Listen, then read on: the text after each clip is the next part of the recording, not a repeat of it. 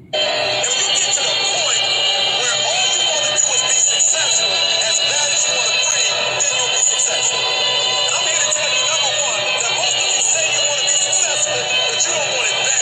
You just kind of want it. You don't want it bad and then you want to party. You don't want it as much as you want to be cool. Most of you don't want success as much as you want to sleep. Some of you love sleep more than you love success. And I'm here to tell you today, if you're going to be successful, you got to be willing to give up sleep.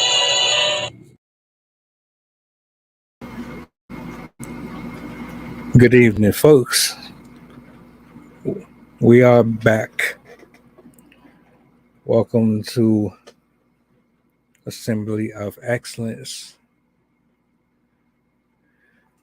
We are spinning the block, the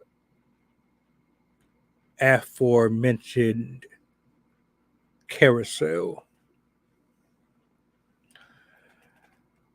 Peace, love, and blessings to each and every single one of you. I thank you for all of your support, for your time, for your love, for your faith.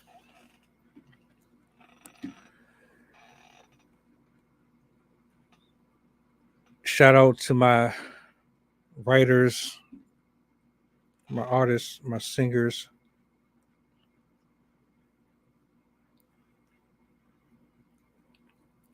to all of my non-believers and believers, to all of my sick and shut-in, to all of my prayer warriors. Nothing but love and blessings towards you. Glory, praise, and honor to the Most High.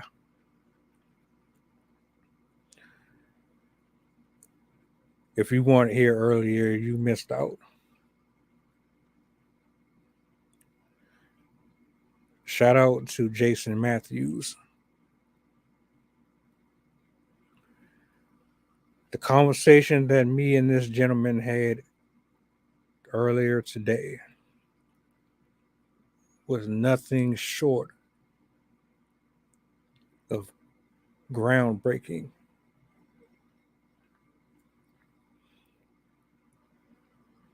When you look at what conversations should mirror, this was prime example. It had everything that you could possibly ask for.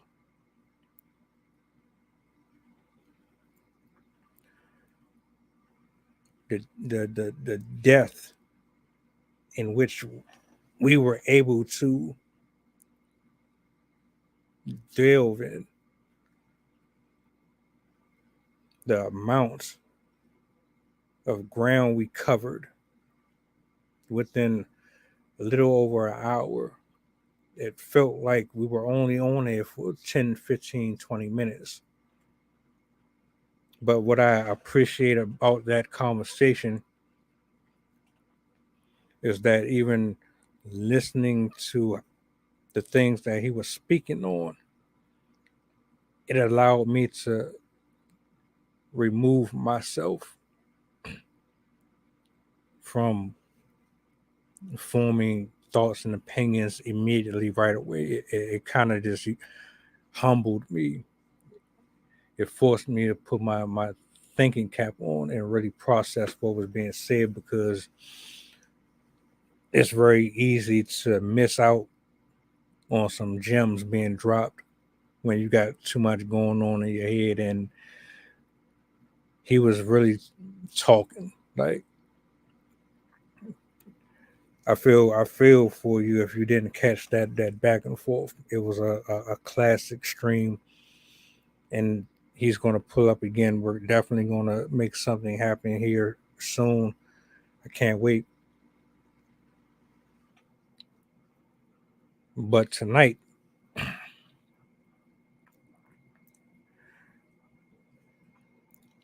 there's some things that I want to speak on. And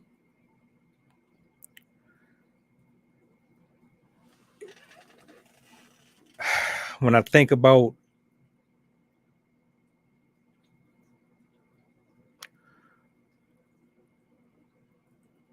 the excuses or the things that people say in terms of not being able to accomplish certain things, or when I hear people talk about all of the troubles and all of the obstacles, or whenever I see a story about someone losing their lunch over being triggered by a word or a deed that was done to them by somebody and they completely snap, or someone is feeling so down and so depressed or so lost that they feel their only option is one way. In general, I'm speaking about anyone and anybody who is making rash choices or conducting themselves in ways that's not really conducive or productive. But it always comes back to the underlining, I didn't have much of a choice. I had to do this. I had to do that. I had to move in an emotional and irrational way. Majority of these conversations, well, all of them for the most part, a great bit of it is based on human recourse, reactions.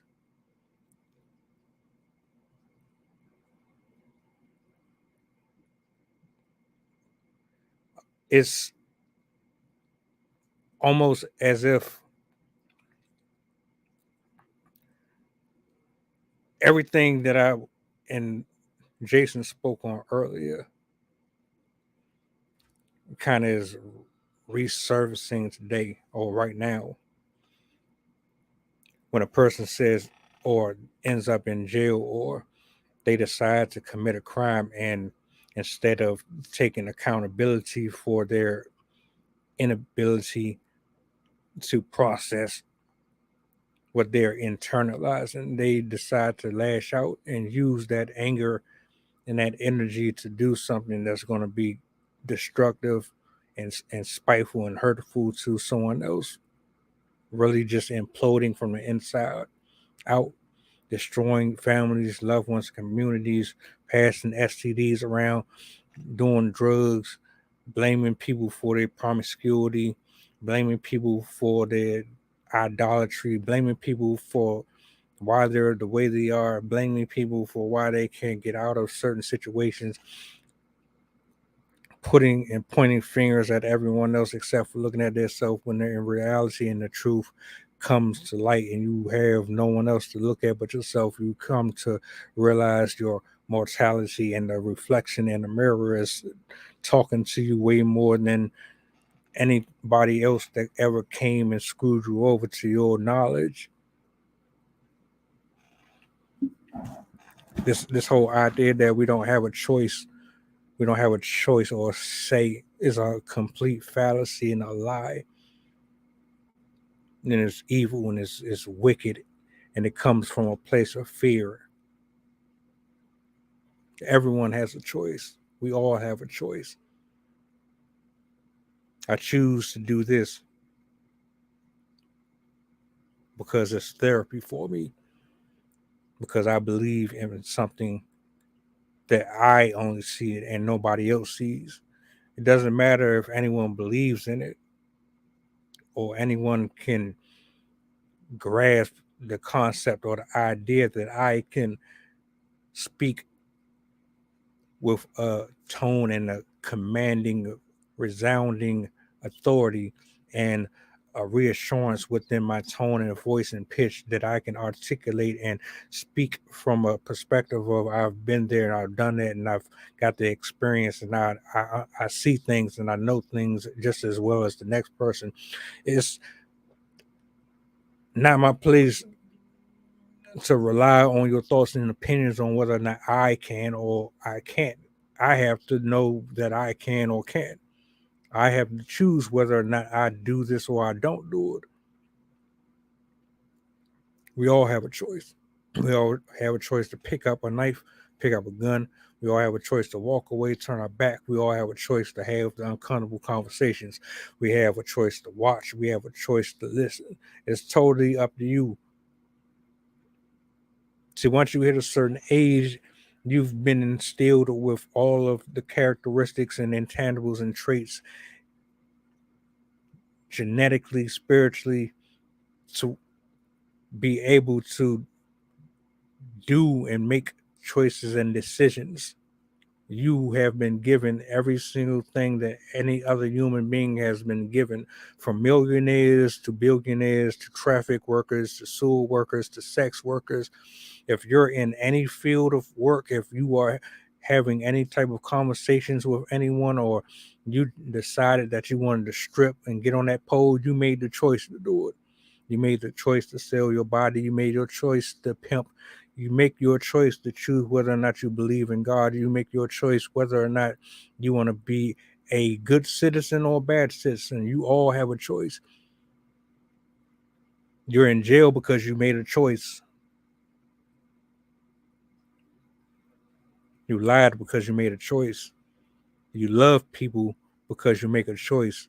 You decide to be a reliable person because you make a choice. You support who you want to support because you made a choice. See, choices come in different levels. When you have a choice, it typically means that there's a scale, and on that scale, you have to decide between a multitude of options based on the scenario that you're currently in. And in that scenario, it could be anything.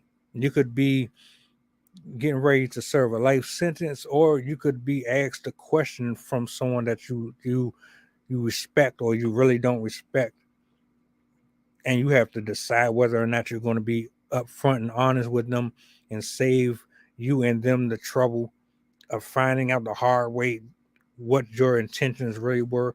You have the options to commit the crime or not commit the crime and walk away from an unhealthy relationship, walk away from bullying, walk away from deceit, walk away from people who don't value you. There's always a level playing field when it comes to making choices.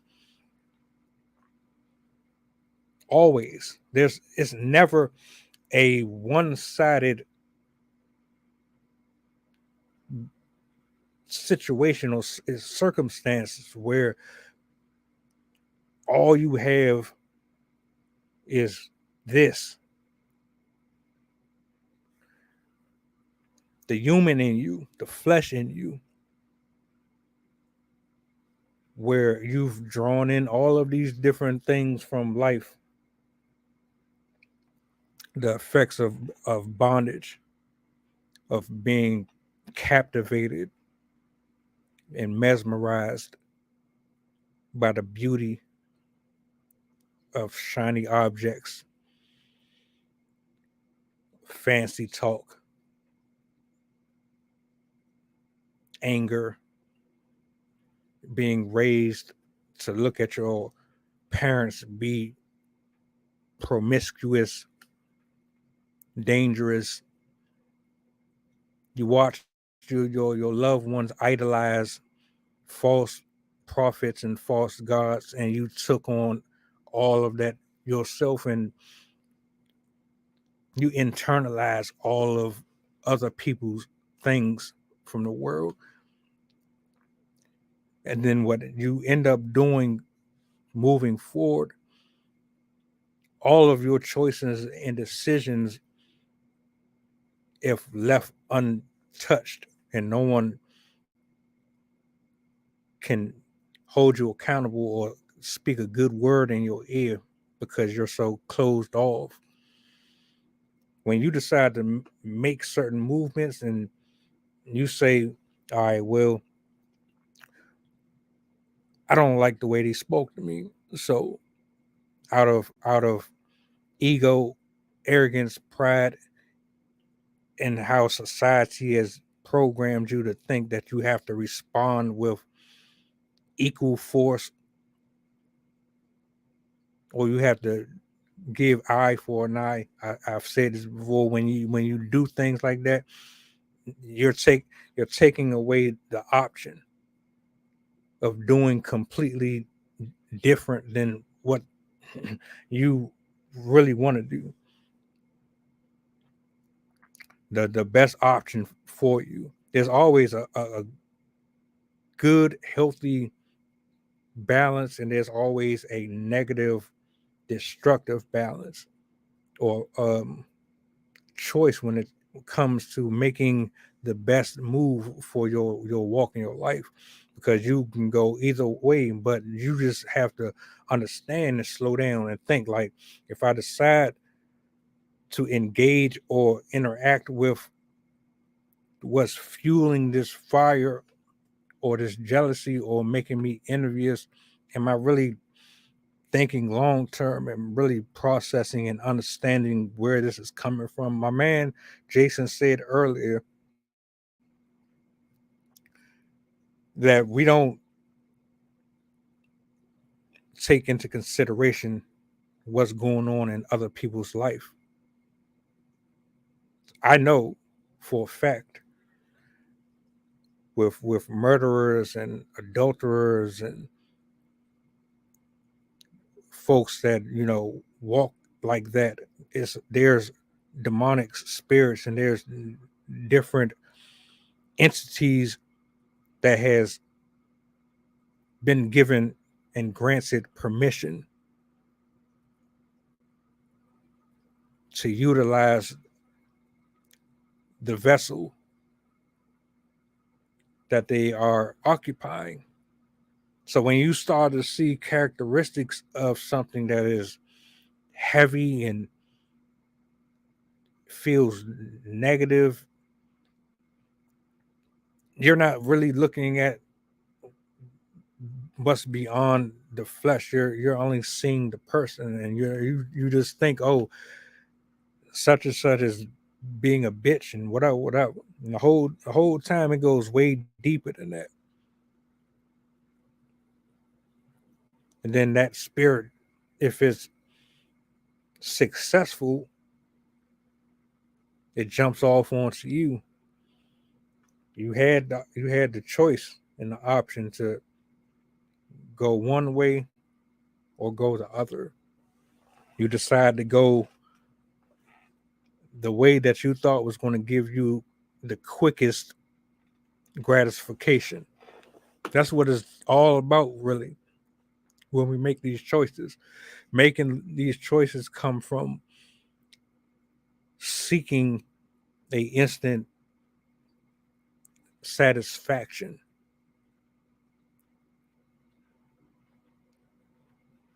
because being patient and doing the opposite requires more discipline, and you don't want to wait on karma. You don't want to wait or release whatever it is that is compelling you to feel the emotions that you're feeling. So instead, you choose to go the latter way. And then when you do that, well, we see how that always works out. But I'm not just talking about being angry and being upset and bitter and sexual. I'm referring to a multitude of things. Having choice means that things might not always work out the way you want to. If you decide to push forward with your dreams and ambitions, it might take forever. People might not ever believe in you. People probably will never support. It might feel like the situations that you're in will never get better. So you choose to settle versus continue to fight and try to push through, regardless of the opinions and the approval of other people.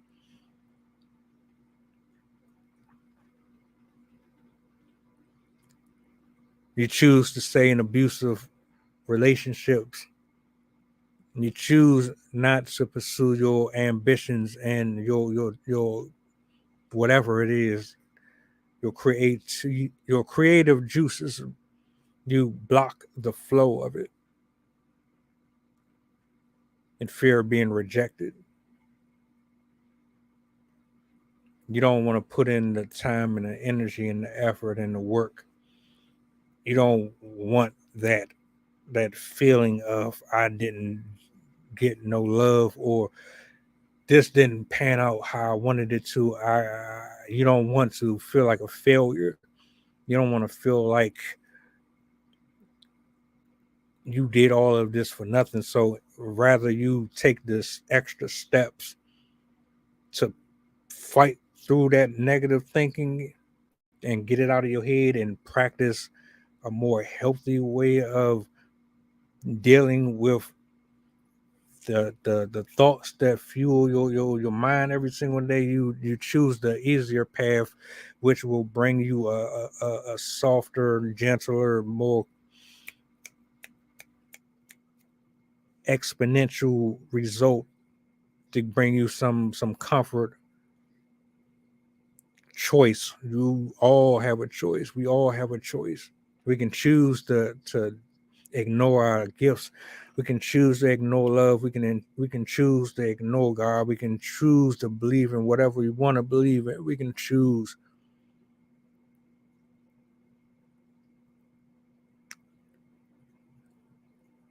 There's always a choice. There's always a door that you can go through. There is no dead ends if you're still alive and breathing.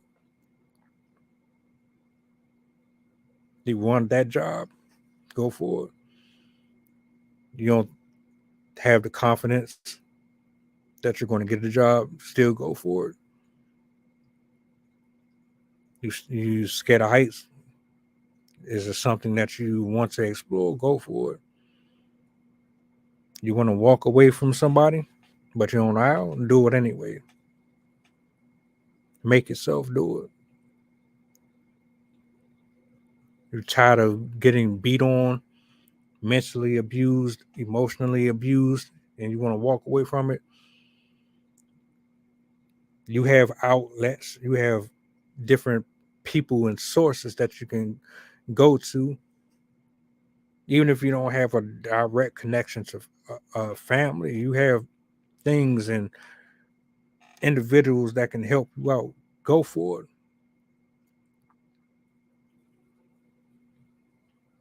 But that is that fear, that what if, that makes us concede and go right back into our old routines, because forget even attempting or trying to do something completely different, something that we actually want to do. We'll stay in our mess. It's not productive. You're not going to like yourself any more than you did the day before. You're better off making this decision to go for it than regretting never even attempting to. I would rather try and do what I want to do and give it my all, pass or fail, versus wishing I had done it. At this point,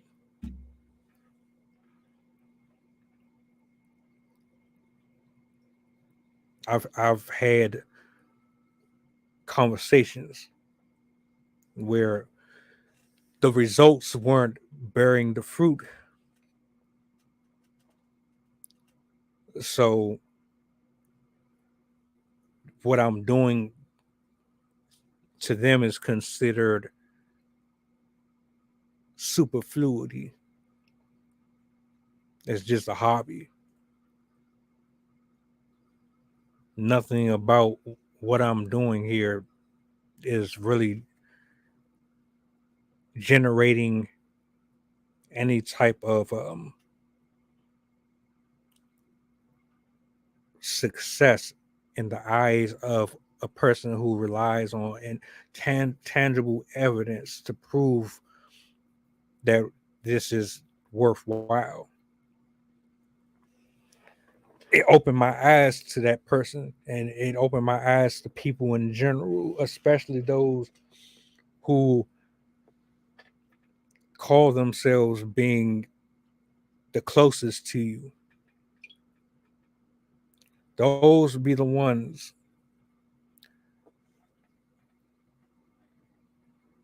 that speak failure and disillusion and doubt over your life the most. They have way more negative to say than the people who despise and hate you and don't want nothing good for you. I can choose to listen to people saying this and saying that, or I can go with my own gut, and I can trust that God is going to guide me through this, pass or fail. If it was for me, it's going to work out. If it's not for me, then I still got a chance to do something that I enjoy doing, which is perfectly okay with me. I have a choice. I have to make many decisions and many choices that's going to hurt me or help me in the end. I kind of have this habit of doing things in blind faith. Sometimes I do things out of fear. Sometimes I just go with the flow, and yeah, things backfire and bite me in the ass sometimes, but then other situations it might have been worth it.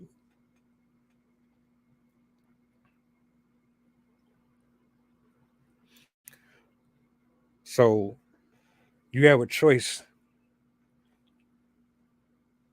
They don't control you.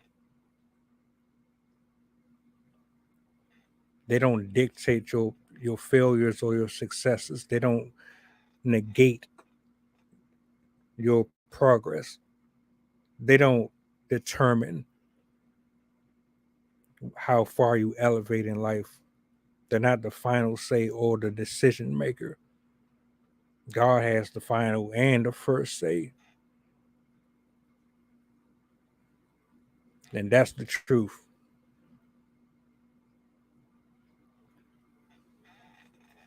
Whether one person hears or two people hear, I don't care.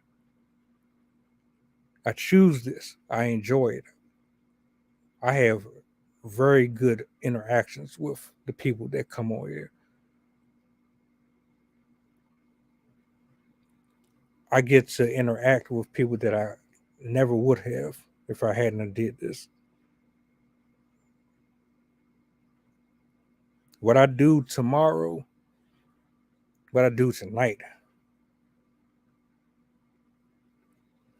I understand it's going to lead me in one or two doors. And on the other side of those doors,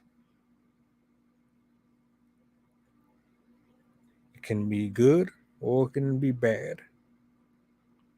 But I have the choice. You have a choice. Even when you don't feel like you have a choice, you have one. And that's all I have to say about that.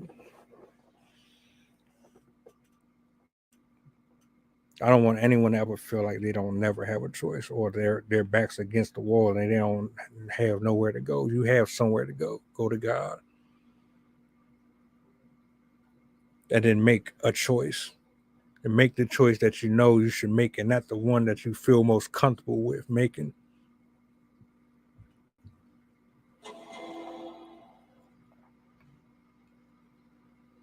I'm just saying.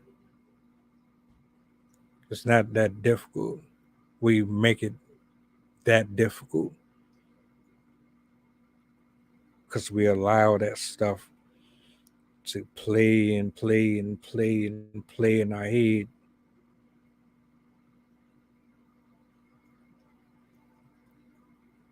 Make a choice. Make the choice that you truly want to make, and not the one that you feel is going to be the safest bet. Because that could be the defining moment in what you get.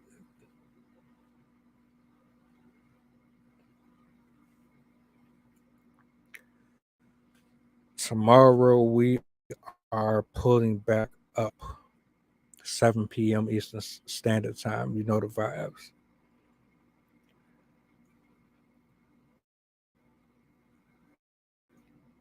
We won't stop. The messages will continue to come.